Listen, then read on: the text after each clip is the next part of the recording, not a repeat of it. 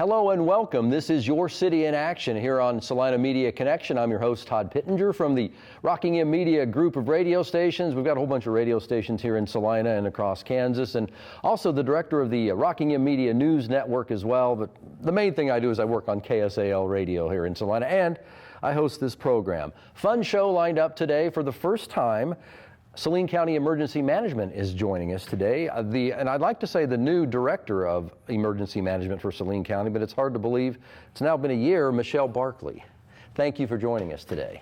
Thanks for having me. And let's start off, let's rewind a little bit. You are actually a graduate of the Emergency Management program at Kansas Wesleyan University here in Salina. How did that work out that you ended up getting a job here in Salina? You didn't go off to somewhere exotic. Actually, I had a job offer between Yuma, Arizona and here, and when it came down to the honestly final hours before Yuma needed an answer, I figured, I'd been here, I knew the people here, it might just be good to go back and call this home. Well, we're all glad that you're here, that you chose Salina over Yuma, Arizona. What's your background? Where did you grow up at? Actually, Los Angeles, California. So that was. So obviously, Salina's not much of a change from Los Angeles, California, right? Yeah. So, all right, emergency management, that encompasses so much. Tell me exactly what it encompasses. So on a short Reader's Digest version, since the majority of it is. We only have 15 minutes here. So. Right. So it is the planning, mitigation, response, recovery, and prevention of any man-made or natural disaster. And thanks to COVID, that now includes financial disasters as well. All right, and you mentioned COVID. That's, A, people are tired of hearing about COVID, but B, we've got to continue to talk about COVID, don't we? What is the status of COVID here locally? I see all these numbers from across the country, from across Kansas. How involved are you in the battle against COVID locally, and how's it going? So my position or role in the COVID response and recovery for Saline County is the acquisition and sharing of resources and information that I get from the state and other local partners. A couple federal agencies have been involved. FEMA has played a big part when they dropped off the Strategic National Stockpile to Kansas in the beginning of this, which feels like years ago. Currently, we are in phase out, which we are just encouraging people to practice social distancing, wear a mask, stay home if you're sick. There's been a slight uptick in cases. We anticipated this when you start to let people go back out. It's inevitable. We just ask that and encourage you to, if you're a business owner, order PPE from me. We want to help protect the community. We want us to encourage wearing masks and social distancing. Masks work. For some reason, and I don't know why, masks have become politically divisive. To me, they're not. To me, and here's what I tell people. My family doctor, I personally talked to my family doctor. He advised me, he said, you know what, I advise that you wear a mask. He said, if you're out somewhere in public, say, for instance, I was at Legends in Kansas City, an outdoor thing, I did not wear a mask there because I could socially distance. Fast forward, I was at our mall a week ago. I wore a mask in the mall because I was indoors. He told me, be reasonable about wearing a mask. We had the head of the hospital here in Salina on my radio station. He said, wear a mask. So to me, the people who get paid, the people who have dedicated their lives to keeping me and my community safe, have advised that I wear a mask. So I wear a mask. That's where I come from on it. And I think that that's great. All right. So you talk about the number of cases are increasing, and I go over, every time I get those numbers, I'm a numbers cruncher, I go over those numbers and look at them. It's just not the number of cases that you look at, though, correct? Isn't it the number of hospitalizations and that? And when we look at those other numbers, they're not increasing as much as the number of cases, correct? Correct. We still have 2 fatalities. Which is still too many, but it could be much worse, right? Correct. There are other places and other states even that are suffering horrendously because of the impact on their hospitals. I think the number of hospitalizations here in Saline County that Salina Regional's handled, Yes. the most at one time that we've had to deal with, has been reasonable. It's nothing that We've not overwhelmed the system here, no, right? and we had a plan that I'm very thankful that we never had to put in Right. place. And knock on wood, we won't have to put the plan in place in the Right. near future. Well, COVID is just one of the things you're dealing with. And while this COVID is going on, you still have to deal with other things, even though COVID is going on. And one of the things I know for years and years and years that emergency management has dealt with is severe weather coverage. You organize a whole group of spotters who go out in the field when severe weather comes down. By my thoughts, I'm the guy that always has to go to the radio station when we get into some sort of warning. I haven't had to go to the radio station very much this year. Is it just me, or has it been a much more mild severe weather season? It has actually been very mild. Like I mentioned earlier, we are in the second quietest tornado season. If we make it to August 20th, we will be tied for the first tornado season with no tornadoes. So less than 2 months we've got to make it without. Have we even had a tornado warning? I know the other day we had one in eastern Ellsworth County, Yep. but I don't think we'd ever got one into Saline County, right? Nope, I kind of got excited, called the National Weather Service. I said, am I gonna get to do something that's not COVID? No, we're canceling it, so. So no warning for Saline County. What goes into severe weather? When a severe weather incident comes down, I know it's been a while, but occasionally I would go down and sit down at emergency management and watch how you work, your command center or war room, for lack of a better term. What happens down there? Let people know that aren't familiar with what happens down there. Essentially, when it comes to severe weather season, we get a few days advance, so it's something that we can kind of plan for. Right. The timing down to the minute or hours, not always accurate, and I'm sure some of you see with the social media Right. posts, we're off by a couple. But Weather is not an exact science. no. But we'll go down there, we'll pull up the radar. We've got the National Weather Service chat, which we talk with all 26 counties that are serviced out of the Wichita National Weather Service station. We've got several different platforms. We use GR Level 3, and we've updated that to version 2, Right. so we get a better picture of what's going on.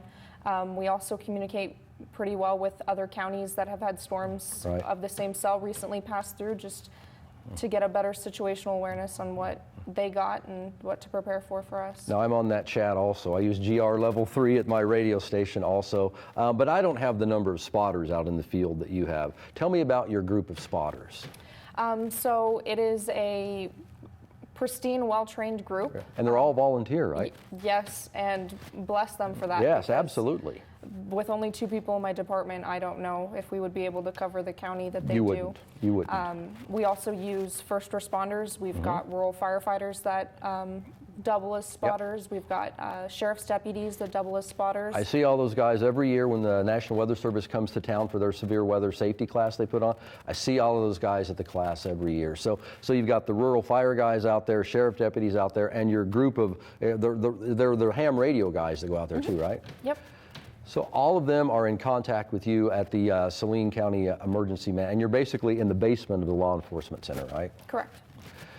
So severe weather is just a part of what you do also. Tell me about rural fire and your involvement in that.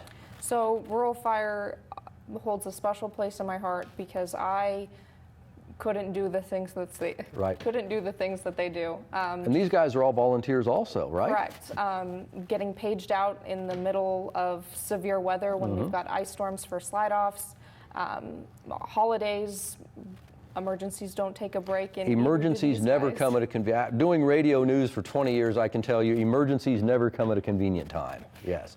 So these rural fire guys are on call 24/7, 365, right?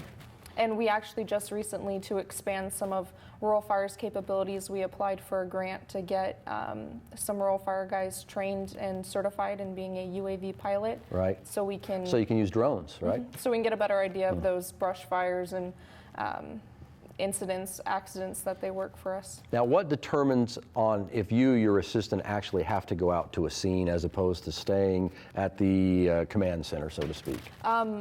Because I've seen you out at some of these big fires before. Right. It's just the need. If dispatch is handling resources and they're not overwhelmed, we'll go out and see if anyone on scene needs some assistance. It also helps having at least one of us gather some photos because everybody loves to see. Absolutely, yes. So it genuinely just depends. Sometimes we've deployed, but by the time we get out in the county, the fire's out. So it just depends. Again, this is Your City in Action here on Salina Media Connection. I'm your host, Todd Pittenger from the Rockingham Media Group of radio stations. And my guest today is Michelle Barkley, Saline County Emergency Management. Been on the job a year-ish, I'll say right now. All right, I want the yin and the yang. What is the biggest, I don't know, what is the biggest thing you've had to go out? I mean, probably COVID maybe, but what's the biggest thing you've had to handle? And then I want, without being specific, the smallest thing that you've had to go out to. So as wonderful as COVID has been, I would have to say it was day 5 on the job when we declared a local disaster for flooding. Oh, okay, I remember that, yes. That was kind of being thrown into the fire. Didn't really know anybody. And it worked out great. This was an amazing community, and everyone. And you probably had to coordinate sandbags and barricades and potential places where people were displaced could go, shelters, right? Yep, it was a lot, and the most. I wouldn't say minuscule, but the smallest one was... I mean, a cat in a tree, is that small or no? I set up a shelter for some chickens that were displaced for flooding. Well, there you go. There's the yin and the yang, everything from having to deal with major flooding to setting up a shelter for some chickens. Now, you've got a degree in emergency management from Kansas Wesleyan University. I got a degree in journalism, and my degree to somewhat prepared me for the real world, but there was so much that I had to just learn on my own. Has it been the same with you? Yes. Kansas Wesleyan did a good job of having a more hands-on approach to the school side of the educational piece, but there's some things that you just can't teach. Dealing with people that don't want to evacuate. Commission meetings that happen regularly. The politics is talked about, but understanding some of the challenges that arise during emergencies is... And where you have to put together a presentation and go sit before the commission and present to the commission, right? Correct. Let's end a little bit here talking about COVID-19 again. I know neither of us have a crystal ball up here, but looking into the future, what's going to happen here locally, here in Salina and Saline County, as we get a little closer, as summer winds down and we get into the fall? I hope, knock on wood, that we'll see a little surge now as we reintroduce everybody into the community, but we'll start to level out, and we'll have a case here and there, but hopefully we'll be able to get back to school, and people will get to go back and enjoy family and community events, but that social distancing is something that I think is always going to be a part. And that was what I was going to have you mention once again. None of this can happen. We can't get back to any sort of normalcy for the fall or the winter or even for next year unless, and I know we're all tired of it. We want to be out. We want to be playing ball. We want to be at the pool. We want to be doing this. But we need to continue with the safety measures. And again, go over those because I don't think we can go over them enough. Remembering to wash your hands, stay home if you're sick, social distancing at least 6 feet. Like we're doing right here, social distancing right here, right? If you can't social distance, wear a mask. You don't have to wear them all the time. I know it's summer, it gets hot on your face, but if you can't social distance and you don't want to wear a mask, make the adult decision and probably don't go in that situation. Absolutely. All right, and maybe the warning signs of COVID. Fever. It's challenging because they're similar to the flu now. Yes.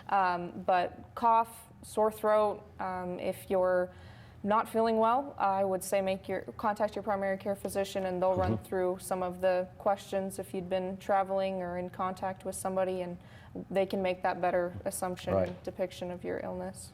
Michelle Barkley, Saline County Emergency Management. We're going to have to go. final thoughts. What do you want to leave people with who watch this program today? As we are still in severe weather season up until October, I just ask that you take this time during COVID and maybe the more time that you have home and get your 72-hour bags ready. You never know when a disaster will hit, whether you'll be driving on the interstate or at home, and I just want you to be prepared for whatever you or your family might face.